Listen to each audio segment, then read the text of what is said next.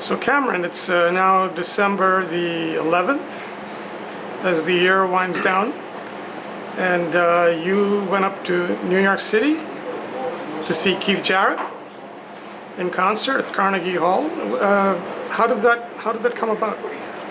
Well, first I should say not just Keith Jarrett, but the trio. Ah, And whenever you mention the trio in virtuosity, it's like breathing in and breathing out. The two are interchangeable. But I found out just through a website where a guy from Munich chronicles Keith's tours. You know, he doesn't have a tour page or a website himself, so his fans do it for him. So they just listed this, and they had the day that they started selling tickets, and that minute when they opened up the box office at 11 a.m. I called. I was put on hold for about 20 minutes. what day was that? What date? Of the performance, or when they went on sale? No, when you did that. What day was that? I think that was about 2 months ago. Okay, 2 months ago. That would be, yeah, sometime in early September. Wow. They announced it really ahead of time. And then before that, I knew they were going to go on sale about a month prior. And at this concert, they announced there's going to be a solo concert February 5th, and that the tickets were going on sale the next day at 11 a.m. Wow. So, interesting way of going about the ticketing process. But yeah, I called again this morning. Was put on hold for about 12, 13 minutes. This is in September. This is today. Or today? For the solo concert in February. Oh, I see. So this is another concert coming up. Okay. Got my front row tickets. Wow. So needless to say, I'm an unconditional fan. Also at Carnegie Hall. Yeah, and it'll be the only North American solo appearance that year. Okay, so the trio consists of Jarrett and Jack DeJohnette and Gary Peacock? Yeah. Yep. Okay. And I'm finding more and more when I listen to this trio that I'm just enamored with Gary Peacock more than anybody else. The way that The bass player. yeah, the way that he funnels these chromatic, harmonies through a strong lyrical sense of melody. That's kind of oxymoron. The whole trio they're all connoisseurs of melody, and as far out as they go, they never go so far that you lose sense of time. Maybe that's just coming from me as a musician, but I never lost the sense of locomotion, of propulsion in playing, which is one of the more remarkable things about them, that they can imply so much, and they're always hinting at the structure, the architecture, but not really directly stating it. And sometimes it's just they say all they need to with a few, brushes and wisps and little, airy flourishes. So what day was the concert, the actual concert? When did that happen? Yesterday night. Yesterday night, and Carnegie Hall. so how did you get up there? I drove there with two musician friends, and we left around, I'd say 2 p.m. and arrived at about 7, some traffic, and went to Whole Foods, got a nutritious meal, had a brisk walk on over, found our seats. And so the concert took how long? The concert lasted until I'd say about 10:30, maybe a little more, maybe 10:40. Yeah, they played almost, I think, they did 4 or 5 encores. Wow. Yeah. Now, The last one was, it featured Jack's most amazing solo of the night, the drummer. He could finally cut loose and really just, let there be some gravity to his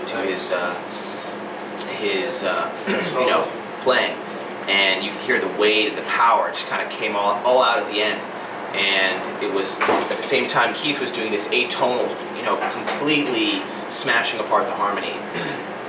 I've never heard them do that at the end. They normally end it with more, nostalgic or wistful, tune. But they did that. They did When I Fall in Love. They did something about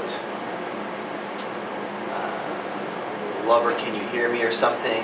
These are all standards. My Love. Standards, yeah. Yeah, all standards. Yeah, All there standards. were no originals. Okay, so the entire show was all standards. Yeah. Okay. He opened with Santa Claus is Coming to Town, Wow. dedicating it to his granddaughters who were there seeing his first show of all time. They'd never seen him before. Right. His granddaughters. And he was talking so much throughout the concert. It was amazing. Which he's not known for doing. Not usually. I know he's very neurotic about not having noise. Yeah. He can't have anybody talking in the audience. He just stares at them. That comes out more for the solo concerts Okay. when the concentration level I think is higher. Right. In a certain sense. But Right. he was talking to the audience about the misprint in the New York Times. So that day, the New York Times put out an article about the concert, but they had Chick Corea's photo and said it was Keith. Oh my And you God! wonder- New York Times did Yeah, that? yeah, and they never make blunders that big, so I think it was something intentional with Wow. his, That's amazing. fussiness. Yeah. Well, But he that's laughed major. about it. He joked about it, Okay. and it was just a good vibe he was in that night. Yeah. Even though there was like a heckler who yelled something out multiple times, you couldn't really tell what. Yeah. And he said, and people were going, shh. And he goes, no. Because this is the world, basically saying that the microcosm is in this concert hall. If it's not just, Right. Yeah. perfectly, behaved. Well, it probably wasn't a heckler. It was probably some kind of encouragement or something. There was something weird about tell Chick Corea not to forget, St. Louis. Chick Corea, not to forget St. Louis? Yeah, and then Keith said, I'm sorry to ask, what? and then he just, he told a few stories about Gary Peacock being a little hyper-caffeinated this evening. And he said, let's knock him dead. And so Keith kind of poked fun at Gary for saying that. Yeah. And he told another story about, oh man, I'm going to have to think about it. So he was very loose. He was very loose and He mellow, was very loose which is not the way he's always been. and off the cuff, yeah. How old is he now? He was born in 45, that would make him 68. Okay. Okay, so then after the concert, you just drove back the same day? After the concert, I shuffled right over to the Village Vanguard to see the Brian Blade Fellowship Band. Wow. They were playing, and then after that, we walked around. So and you then got we a went full dose. Yeah, and then we went to 55 and saw perhaps the most amazing performance of the whole night. Just these young musicians that were playing for like 10 people, and it was just absolutely staggering the Right. kind of modern approach they had. Yeah. What was the name of like- that group? There wasn't a name. Okay. The guitarist's name was Nair. His first name was Nair, and his last name I think was Felder. Okay. Guitar Nair Felder, and This was in the Village?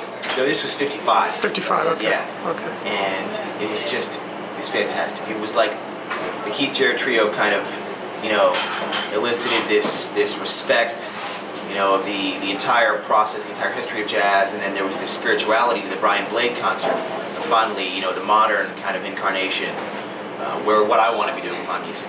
Yeah. You saw it at 55.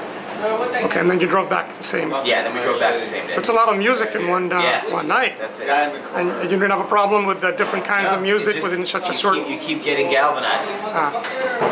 Okay, so now the next thing is February.